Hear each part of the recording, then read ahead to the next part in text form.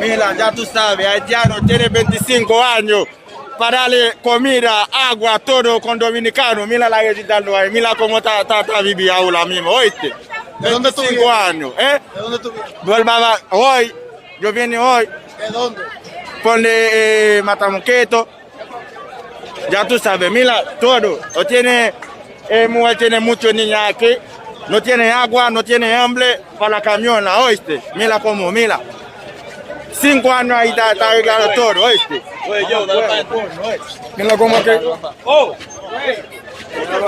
¡Oh!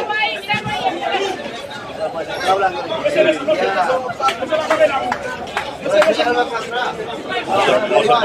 se pongan ahí la tuya.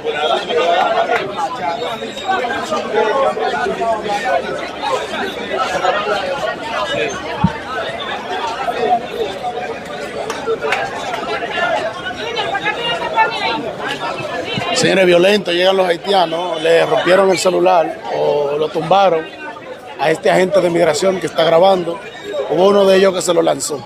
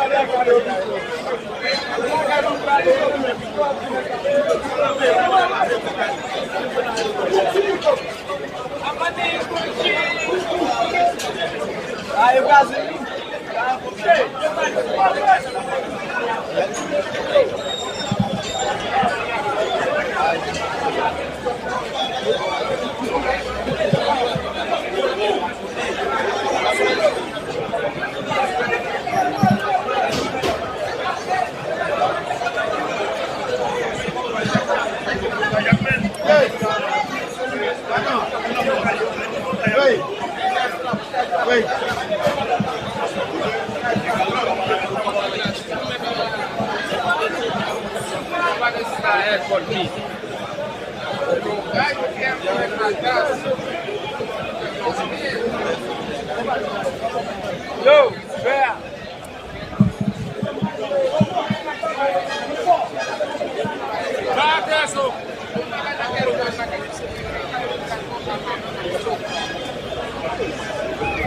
Agresivos los morenos. Él me vio cuando me agarra en la plaza, ahí mismo agarra.